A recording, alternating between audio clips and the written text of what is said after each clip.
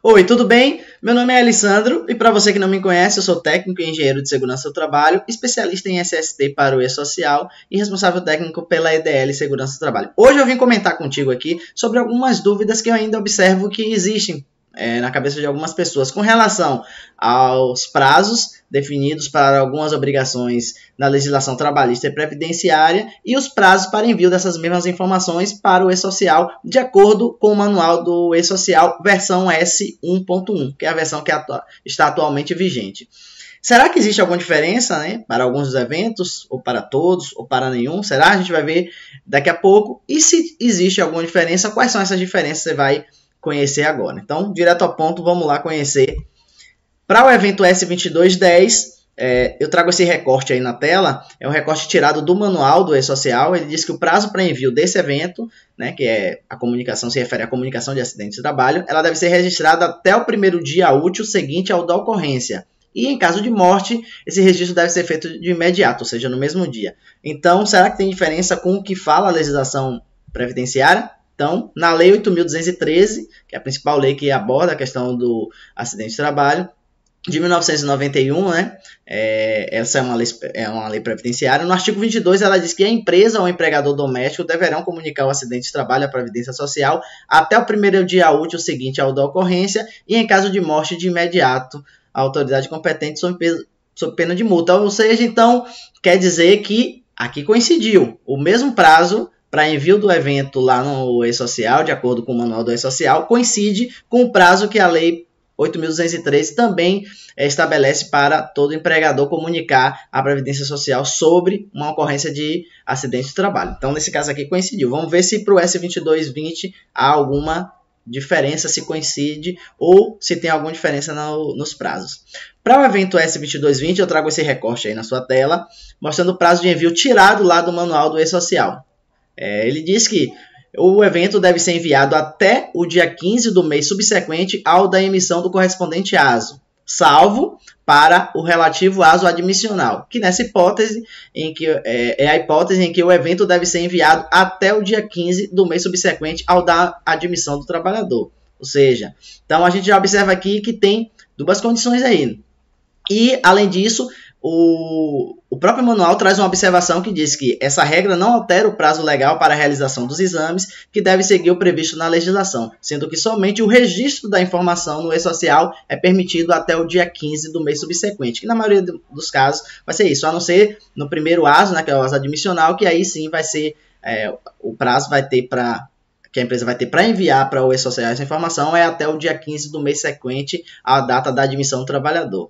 Então, a gente observa que aqui já tem uma divergência com relação ao prazo que o E-Social permite que a empresa envie essa informação para o E-Social e os prazos para realização dos exames, de acordo com a legislação, que no caso do S2220 se trata da legislação previdenciária, da legislação trabalhista, que é a NR7.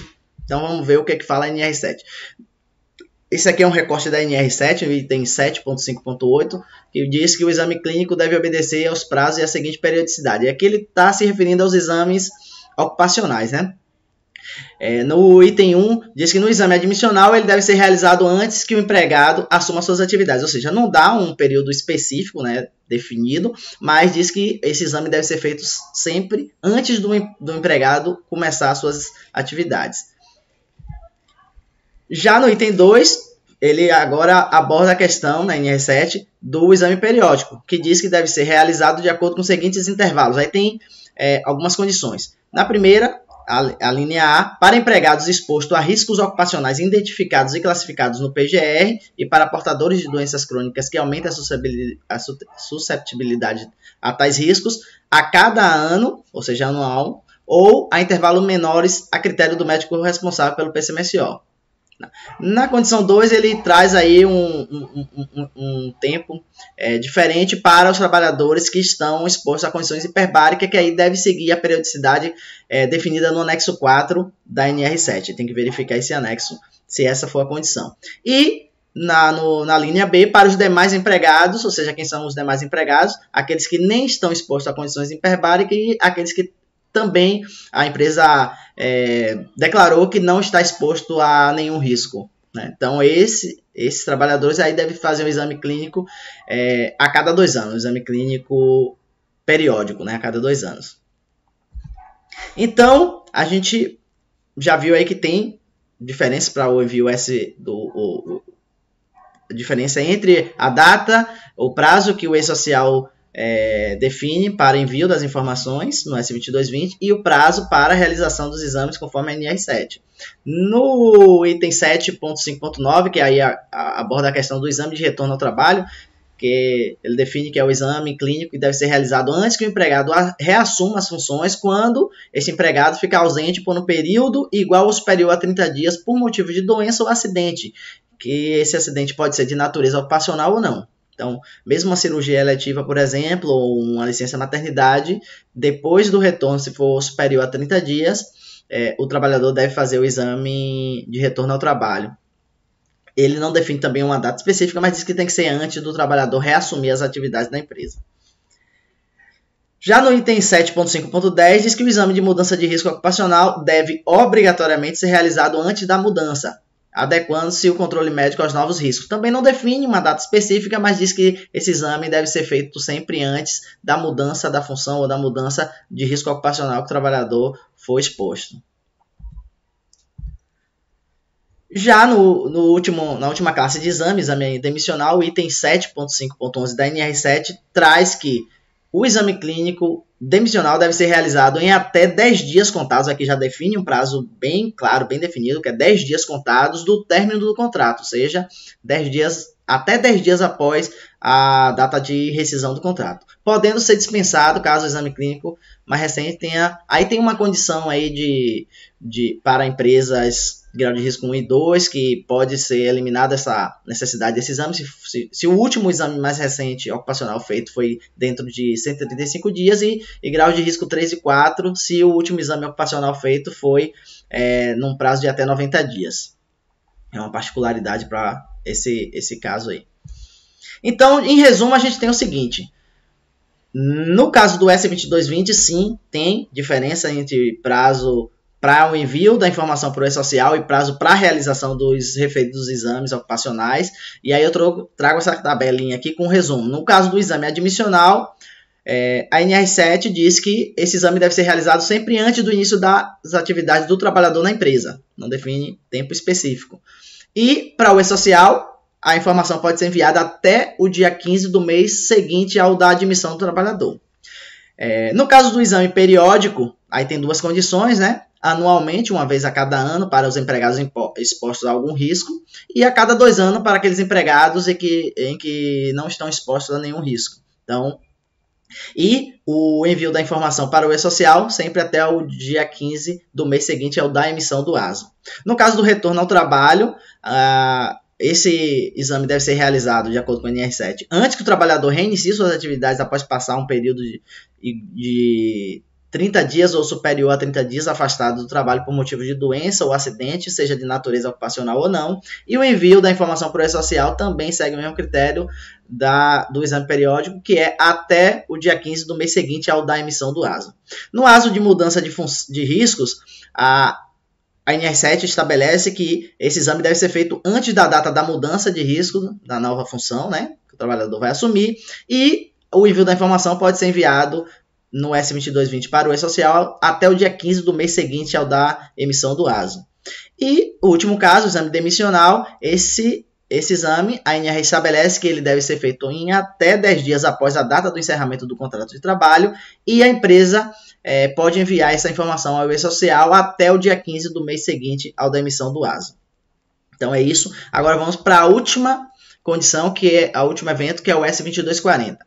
O recorte de cima, aí que você está vendo na tela, foi retirado do manual do e-social, que diz que para esse evento, a empresa tem até o dia 15 do mês subsequente ao início da obrigatoriedade dos eventos de SST ou de ingresso ou admissão do trabalhador na empresa, né? E observado o disposto nos itens 12.2 e 12.4.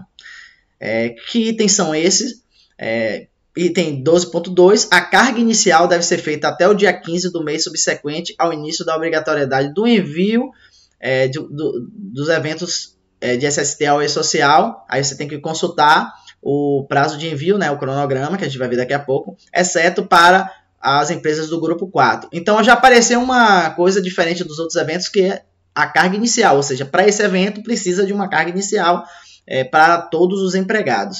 Então, para as empresas do grupo 1, 2 e 3, esse prazo de envio vai ser até o dia 15 do mês subsequente ao início da obrigatoriedade do envio dos eventos de SST para o referido grupo. Já no caso das empresas do grupo 4, aí o item 12.4 do manual do E-Social diz que exclusivamente para esse grupo do E-Social, o prazo para envio da carga inicial deste evento é o dia 15 de junho agora desse ano, 2023. Mas esse evento deve conter as informações desde a data do início da obrigatoriedade do evento de SST para esse grupo, que a gente vai ver lá na tabela daqui a pouco. E aí, só voltando aqui para complementar o prazo de envio, no caso de alterações da informação inicial, da carga inicial, né, todas as empresas vão ter que enviar uma carga inicial com essa informação, e se ao longo do tempo tiver alteração nessa informação inicial, aí essa alteração deve ser informada ao E-Social até o dia 15 do mês subsequente ao da ocorrência da alteração, tá certo? Em resumo, então, antes da gente ver a tabela do cronograma, em resumo, o evento S2240 do E-Social tem um item que os outros dois eventos não têm, que é uma carga inicial, necessidade da carga inicial. E essa carga inicial para as empresas do grupo 1, 2 e 3, ela deve seguir até o prazo para envio do evento no E-Social, é até o dia 15 do mês seguinte ao do início da obrigatoriedade do envio dos eventos de SST, conforme o cronograma, que é justamente esse cronograma aqui. Ó. Empresas do grupo 1, por exemplo, a obrigatoriedade de envio dos eventos de SST começou no dia 13 de outubro de 2021. Grupo 2 e 3, a obrigatoriedade do envio dos eventos de SST começou 10 de janeiro de 2022, certo? E no último grupo lá, empresas do grupo 4, a obrigatoriedade é a partir do 1º de janeiro de 2023. Ou seja, a empresa tem até na segunda linha ali, a empresa do grupo 4 tem até o dia 15 de junho de 2023, desse ano, para enviar a carga inicial, né, do S2240, porém ele tem que enviar nesse evento as informações desde o dia 1º de janeiro de 2023, que é quando entrou a obrigatoriedade do envio dos eventos de SST para esse referido grupo 4, que são os órgãos públicos. E, para finalizar, após alterações na informação inicial, né, da carga inicial, aí para todos os grupos, grupo 1, 2, 3 e 4, até o dia... O prazo é até o dia 15 do mês seguinte ao da alteração da informação inicial, certo?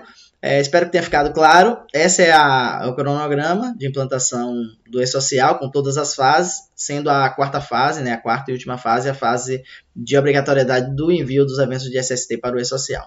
Então, se você gostou desse conteúdo, dessa informação, se tirou dúvidas que você tinha com relação a isso, deixa aí nos comentários, curte esse vídeo e deixa a sua dúvida, se ainda persistir alguma dúvida, que a gente vai bater um papo aqui nos comentários. E se você é do DP, do setor de recursos humanos, da contabilidade ou até do setor de segurança do trabalho e quer fazer um curso conosco de formação de gestor interno, de controle e envio dos eventos de ST, para entender todos esses detalhes, como fazer os envios corretamente, se atentar a prazos, tanto para a realização das obrigações legais, trabalhistas e previdenciárias e também obedecer os prazos corretos dos envios dos eventos para o E-Social. Participa do nosso curso de formação de gestor interno, de controle e envio dos eventos de SST. Esse curso ele está disponível tanto na modalidade presencial quanto na modalidade online. E se você quiser um orçamento para a sua empresa, para você, entre em contato conosco nos nossos canais. Aí aqui eu vou deixar na descrição dos vídeos o nosso contato, nosso site, o e-mail e também o nosso WhatsApp. Então, se você tiver interesse, entre em contato conosco que a gente faz esse curso contigo e você vai entender melhor todos esses detalhes e com certeza vai conseguir auxiliar a sua empresa a atender tanto a legislação trabalhista com relação as obrigações que têm relação com os eventos de SST, quanto também cumprir os prazos dos eventos de SST e enviar também os eventos de forma correta, tá bom? É isso aí, abração, sucesso em seus negócios e até o próximo vídeo.